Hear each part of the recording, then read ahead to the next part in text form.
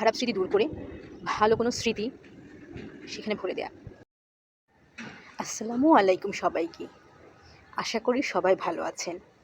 আমি আজকে শীতের দিনে ছাদে বসে যে বইটা নিয়ে কথা বলবো সেটা হচ্ছে শ্রীজাতের কুয়াশা নগরীর উপাখ্যান। ছোটোখাটো একটা রূপকথার গল্প, পড়তে বেশি সময় লাগবে না। গল্পটা একটা রাজ্য নিয়ে, যে রাজ্য একটা উপত্যকায় অবস্থিত।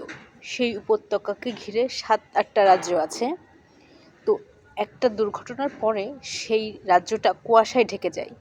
দুর্ঘটনাটা কি সেটা বইটা পড়ে পাঠক জানতে পারবে। এই রাজ্যের যে রাজকন্যা সে নিজেই গৃহবন্দী।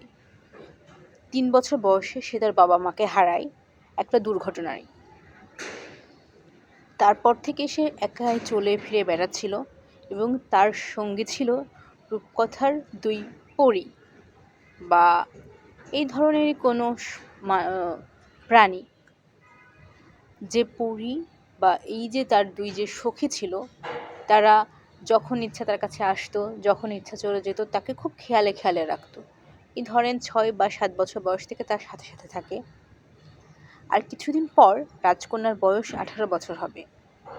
রাজকন্যার করা একটা কাজের জন্য তাকে গৃহবন্দী করে রাখা হয়েছে। এদিকে বর্তমান যে রাজা অর্থাৎ যে মন্ত্রী, সেই মন্ত্রী কিছু মানুষকে কারাগারের অন্ধকূপে আটকে রেখেছে। বাস্তবিক অর্থেই কারাগারের অন্ধকূপ, যেখানে ঢোকার রাস্তা আছে কিন্তু বের হওয়ার রাস্তা নাই। একফালি একটা জায়গা আছে, একফালে একটা অংশ আছে, যে অংশ দিয়ে বাইরে থেকে হয়তো আলো আসতে পারে।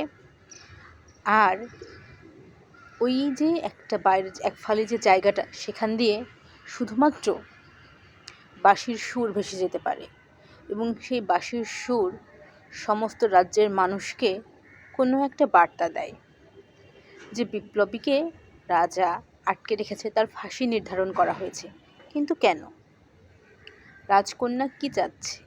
রাজকন্যা গৃহবন্দী কেন হলো? রাজকন্যাকে যেখানে গৃহবন্দী করে রাখা হয়েছে সেখানে তার কিন্তু আদর যত্ন কোনো কিছুর অভাব হচ্ছে না। তার সখীরা আছে, তারপরেও সে মন মরা। আর এই যে 15 থেকে 16 বছর আগে কি দুর্ঘটনা ঘটেছিল, কেন এই যে পুরো নগরী কুয়াশা নগরী হলো?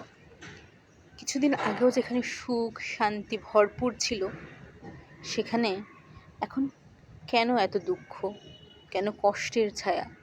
কুয়াশা শুধু যে আমাদের পারিপার্শ্বিক যে বা প্রাকৃতিক কুয়াশা সেটাও না, মানুষের জীবনেও নেমে এসেছে কুয়াশা। এই কুয়াশা থেকে কি উত্তরণের কোনো পথ আছে? এই গায়ে এক ভিনদেশি ছেলের আগমন ঘটে, ছেলে বা যুবক। সেই যুবকের কাজ হচ্ছে আপনার স্মৃতির মধ্যে ঢুকে খারাপ স্মৃতি দূর করে ভালো কোনো স্মৃতি সেখানে ভরে দেয়া। আর এই ভালো স্মৃতিগুলো আপনি নিজেই ভরতে পারেন চাইলে।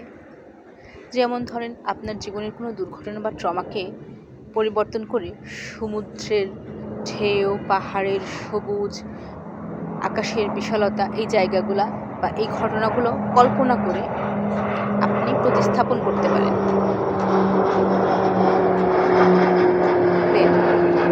যাই হোক, সেই ভিনদেশি যুবক এসে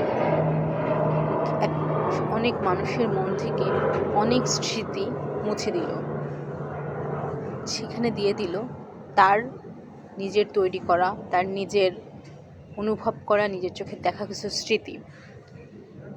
এইটা করতে গিয়ে সেই ভিনদেশি যুবকের নিজের স্মৃতিতে জমা হয় প্রতিটা মানুষের খারাপ স্মৃতি। কিন্তু কে এই যুবক? রাজকন্যা, বিপ্লবী এবং এই যুবক, এই 3 জনের মধ্যে সম্পর্কটা কী? সব কিছু জানতে হলে এই কুয়াশা নগরীর উপাখ্যান পড়তে হবে। বইটা বেশ সুন্দর, ছোটোখাটো, অনেক কিছু পড়লে মনে হবে যে এটা হয়তো বাস্তব সময়ের কোনো গল্প, স্যাটায়ার ভঙ্গিতে লেখা। রূপকথার আদলেই, রূপকথাতে যেভাবে কথার ছলে লেখা থাকে এখানেও সেভাবে লেখা, কিন্তু অনেক জটিল বিষয়টাকে তারা সহজভাবে লেখার চেষ্টা করেছে। এইটা পড়তে গিয়ে যেমন গোপাল ভাঁড়ের কথা মনে হয়েছে, আবার কখনো মনে হবে এই যে গল্পটা সেটা বর্তমান সময়ের যে কোনো রাজ্যের একটা গল্প, যে কোনো দেশের একটা গল্প। কেন বলছি কি বলছি সেটা আসলে বইটা পড়লেই বুঝতে পারবেন। আর বইটা যে রূপকথার গল্প, এটা যে একেবারেই ছোটদের জন্য সেটাও কিন্তু না। হয়তো বাবা মা নিজেরা গল্পটা কিছুটা পড়ে বাচ্চাদের বা ছোট ভাই বোনকে অনেকে বলতে পারেন। তবে গল্পটা রূপকথার আঙ্গিকে লেখা হলেও মোটামুটি একটু বয়স্কদের জন্যই। কারণ আমি এখন পড়ছি, আমি হয়তো এইখানকার যে জটিলতাগুলো সেটা বুঝতে পারছি। একটা ছোট বাচ্চা বা তারা কিন্তু এই জিনিসগুলো এভাবে বুঝতে পারবে না। একেবারেই যে পড়তে পারবে না সেটাও না, তবে বিষয়টা হচ্ছে যে এক এক বয়সে মানুষ যেটা বোঝে বা সেটা মানে এটাই আর কি, যে একটা ছোট বাচ্চা এটাকে খুব সাধারণ রূপকথার গল্প হিসেবে মনে করবে, কিন্তু যখন একটু বয়স্ক বা একটু প্রাপ্তবয়স্ক মানুষ সেটা পড়বে তখন সে তার পারিপার্শ্বিক অবস্থার সাথে মেলাবে। এই যে বিপ্লবী চরিত্রটা, এই চরিত্রটার সাথে অনেক মানুষের আপনি মিল পাবেন। আমি আসলে বলতে যাচ্ছি না বিষয়টা, কারণ এটা নিয়ে অনেক কিছু কন্ট্রোভার্সি হওয়ার আশঙ্কা আছে। আবার এই যে ভিনদেশি যে চরিত্রটা, এই চরিত্রটা খুব ভালো লাগবেই। আমাদের দেশে কিছু মানুষ আছে না যারা নীরবে কাজ করে যায় কিন্তু তারা ফলের আশা করে না, এই ভিনদেশি চরিত্রটা হচ্ছে সে। আবার রাজকন্যার মতো প্রতিবাদী মানুষ বা বিপ্লবীর মতো মানুষ আছে, বিদূষক একটা চরিত্র আছে বা মন্ত্রী আছে। এই চরিত্রগুলো আসলে কোনো রূপকথার না, আমাদের বাস্তব জীবনের চরিত্রগুলোকেই রূপকথার আঙ্গিকে লেখক তুলে ধরেছেন। বেশি কিছু বলবো না, বইটা অবশ্যই পড়বেন, ভালো লাগবে। আমি এক কথাই বলতে পারি যে গল্পটা ভালো লাগবে, খুব যে একদম 5-5 পাবো সেরকমও না, কিন্তু ওয়ান টাইম পড়ার জন্য বেশ ভালো। ধন্যবাদ।